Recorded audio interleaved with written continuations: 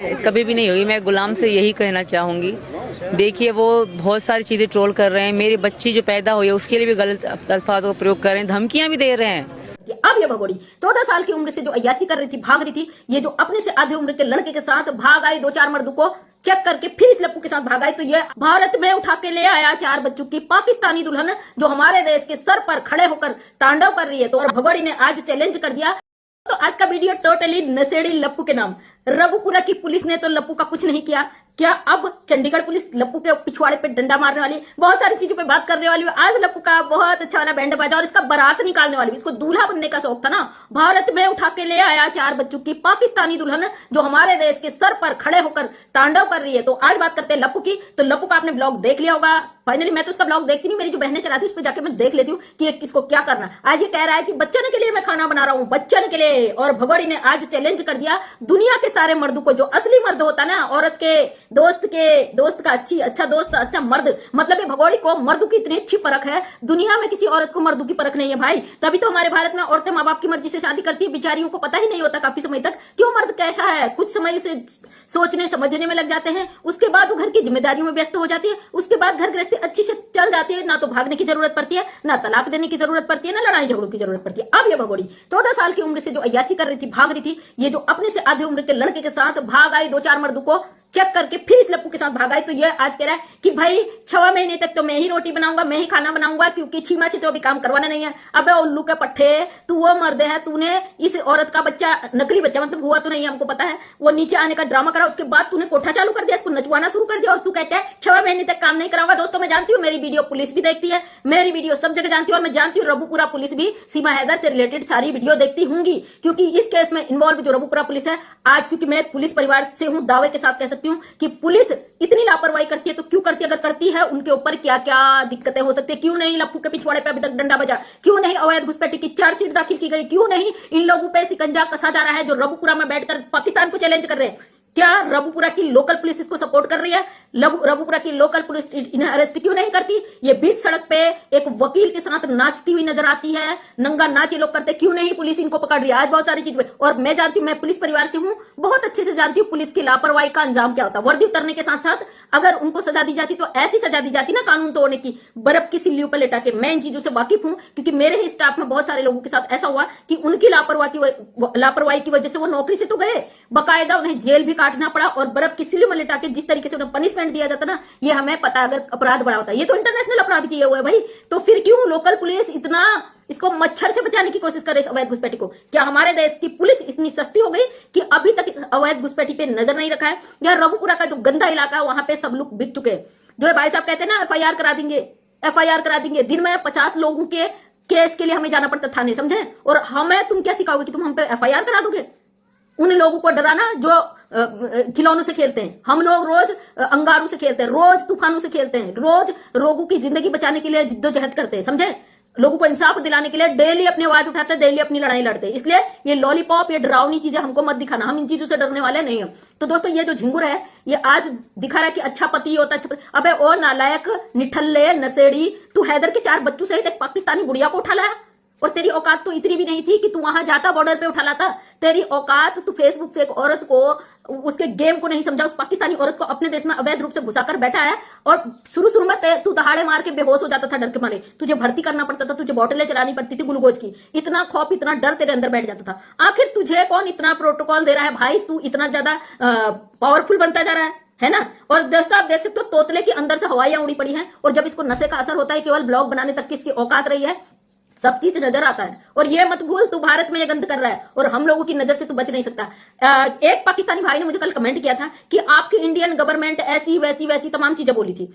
क्योंकि जब आपने आपकी इंडियन गवर्नमेंट बोला है तो मैं समझ सकती हूँ आप पाकिस्तान से हो, क्योंकि आप इंडियन, तो कोई आपकी इंडियन बोलेगा नहीं ना। तो इन्होंने बोला आपकी इंडियन गवर्नमेंट ऐसी वैसी। बेटा ना, बात बनाना, बातों को करना बहुत आसान होता है ना? हमारे इंडियन मोबिन मलिक सर इस केस पे दिन रात एक कर रहे हैं, और हमें भरोसा है, हम मोबिन सर के साथ सीना खोल के खड़े हैं, तान के खड़े हैं, सीना कंधे से कंधा मिला के खड़े हैं। अगर मोबिन मलिक सर कहेंगे ना कि ग्राउंड पे उतरना है, या मेरे से नहीं कुछ हो पा रहा केस पे, आप लोग ये कार्रवाई करो, उसी दिन हम अपनी कार्रवाई शुरू कर देंगे। याद रखना इस चीज को, सवाल दागना, सवाल खड़े करना बहुत आसान है। और जब ग्राउंड पर आप काम करते हो ना, हम डेली करते ग्राउंड पे काम, हम ऐसे ही नहीं बोलते, यहाँ पे हम ग्राउंड पे उतर के काम करते भाई। ये तो इंटरनेशनल मामला, अपने लेवल का, अपने एरिया पे हम ग्राउंड पे उतर के ही काम करते हैं। थाना, पुलिस, कोर्ट, कचहरी हमारे लिए रोज का है, ये हमारे लिए कोई बड़ी बात नहीं है जो तुम लोग आके सवाल कर देते हो ना। यहाँ पे अगर हम बात करते तो फैक्ट की करते, कानूनी बात करते। हाँ, कुछ लोग जो लड़वाने झगड़वाने बैठे हैं तो उन लोगों का काम है भाई हम पे उंगली उठाना और कीचड़ उछालना, उनकी हम परवाह नहीं करते बिल्कुल भी। और इसीलिए हम ऐसे नेगेटिव लोगों का कोई भी जवाब नहीं देते हैं, समझे। और ये जो मैटर है ना पूरा केवल इंडिया पाकिस्तान का नहीं है, पूरा वर्ल्ड का मैटर है। और जो भाई आपने कमेंट किया था कि आपकी गवर्नमेंट ऐसी है, आपकी गवर्नमेंट की कोई हिम्मत नहीं है ना, हमारी गवर्नमेंट सक्षम है, लेकिन आप जैसे लोग नहीं समझोगे, आप जैसे लोगों को हम समझा भी नहीं सकते। और ये जो कारण है ना, ये जो बैठा है झिंगुर, इसको अगर ये जो लोकल पुलिस है उसने उसी समय इसके पिछवाड़े में 2-4 डंडे लगाए होते, अपनी ड्यूटी को जिम्मेदारी से निभाया होता, तो इसकी इतनी औकात नहीं थी। इतने बड़े इंटरनेशनल मामले पर और इतनी बड़ी गुंडागर्दी कहीं से कहीं तक हमें तो हजम नहीं होती भैया। जिस तरीके से ये भाई साहब आके उसको अपनी बहन बना के पूरी जिम्मेदारी के साथ सारे रिश्ते नाते निभाते हैं ना, इन्होंने अपने देश की बेटियों के खिलाफ ही काम किया है। इनके देश में जो गलत हो रहा है उसके सपोर्ट में हमेशा काम किया। आखिर ये पाकिस्तानी महिला को यहाँ लाकर इस तरीके से एक अपनी सभ्यता संस्कृति पर कीचड़ उछालने का काम ये क्यों कर रहे हैं? अगर कर रहे हैं तो उसके लिए ये अनपढ़ गंदा गांव ही इन्होंने क्यों चुना, जिसमें किसी को किसी चीज की नॉलेज नहीं है। आज 64 दांत वाली के सर पे दर्द हो गया, क्यों? बहुत फुदक रही थी, बहुत नाच रही थी, अब टेंशन हो गया कि भाई जेल चली जाऊंगी तो क्या होगा, इस टेंशन में सरदर्द हो गया। चिंता मत कर बेटा, तूने पूरी दुनिया को सरदर्द दिया ना। ये मोटी भैंसी बबीता रानी, इसने पूरी दुनिया को सरदर्द दिया है। इसकी जो माँ है सौतेली माँ, उसने पूरी दुनिया को सरदर्द दिया है, नेत्रपाल। और इसका बूढ़ा बाबा दूर दूर से ही नजर आता है, आसपास नजर नहीं आता है। उन लोगों को पता है भाई बेल इन लोगों ने कराई है। और सबसे पहले तो नेत्रपाल जाने वाला है जेल में। जब नेत्रपाल को एक डंडा पड़ेगा, रोते गिड़गिड़ाते कहेगा बाबूजी मुझे बचा लो, बाबूजी मुझे बचा लो, अभी जितना भौंक रहा है ना। तो बेटा जिस तरीके से तुम लोगों ने कानून तोड़ा है, एक एक को पुलिस अब ले जाने वाली है अच्छी तरीके से, चिंता मत करिए। क्योंकि भाई मैं एक प्रशासनिक परिवार से, पुलिस परिवार से हूं, अच्छी तरीके से जानती हूँ। और मैं यही राय दूंगी रघुपुरा पुलिस को, अपने काम को ईमानदारी से करिए। मेरे हस्बैंड ने 21 साल ईमानदारी से ड्यूटी किया और उस दौरान उनकी जो होती है ना ड्यूटी का रजिस्टर, उसमें एक रेड लाइन नहीं खींची गई है। और आप लोग जानते हो जब पुलिस का रेड लाइन खींच जाता है तो उनके ट्रांसफर में, उनके रिटायरमेंट में कितनी दिक्कत आती है। कोई बीआरएस लेना चाहे उसमें कितनी दिक्कत आती है, कितना दाग लग जाता है, वर्दी पे दाग जिसे कहते हैं। और समझ नहीं आता ये लोग इतना प्रोटोकॉल एक पाकिस्तानी महिला को।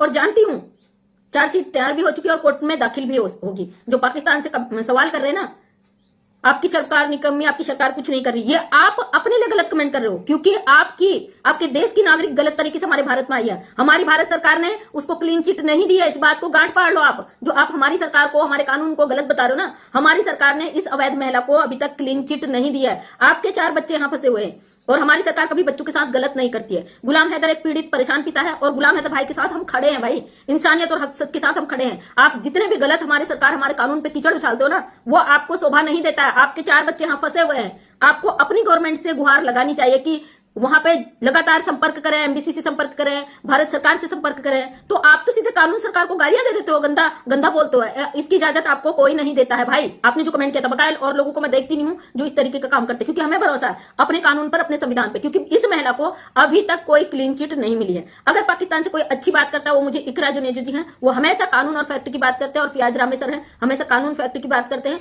उनकी बातों में होते हैं पॉइंट, वो एक क्योंकि पढ़े लिखे हैं, कानून पढ़े हैं, तो उनको नॉलेज है इन चीजों की। बकाया जो आप लोग कमेंट आके कर देते हो कि आपकी सरकार नहीं ठल्ली, आप क्या कर रहे हो भाई, ना तो हम कुछ कर सकते हैं ना आप कुछ कर सकते हो। केवल अपना यूट्यूब चैनल चला सकते हो आप भी, मैं भी, इसमें कोई झूठ नहीं है। लेकिन हक की बात रखिए ना, गुहार लगाइए अपनी सरकार से, जिस तरीके से हम रोज अपनी सरकार से गुहार लगाते हैं। आपको पता नहीं है सबसे ज्यादा हम इंडियंस चाहते हैं सीमा हैदर यहां से जाए, और हम इसके लिए जिस तरीके से डटे हुए ना, हमें मोबिन सर पर पूरा भरोसा है। और कुछ बहनों के मुझे बहुत सारे मैसेज आ रहे, कॉल आ रहे हैं कि भाई चलो धरने पे चलते हैं। जिस दिन मोबिन सर ने कह दिया कि हमारा कानून कह रहा है कि हम काम नहीं करेंगे इस औरत के खिलाफ कुछ भी, उस दिन धरना क्या, उस दिन क्या क्या होगा आप देखते रह जाओगे। तो दोस्तों मैं रघुपुरा पुलिस से फिर से एक बार रिक्वेस्ट करती हूँ, पूरे मेरे भारत की 140 करोड़ जनता की तरफ से, एक पुलिस परिवार की तरफ से, मैं भी इसी परिवार के, आपके परिवार की एक मेंबर हूं, आपसे अनुरोध करती हूँ अपनी वर्दी को दागदार ना करें। आप इस महिला पर जल्द से जल्द निगरानी रखें। कम से कम आपके लोकल एरिया में जो ये गंदगी कर रही है, आपके क्षेत्र में बैठकर रघुपुरा ये जो गंदगी कर रही है, दुनिया को बेवकूफ बना रही है, जैसे आज लप्पू ने कहा है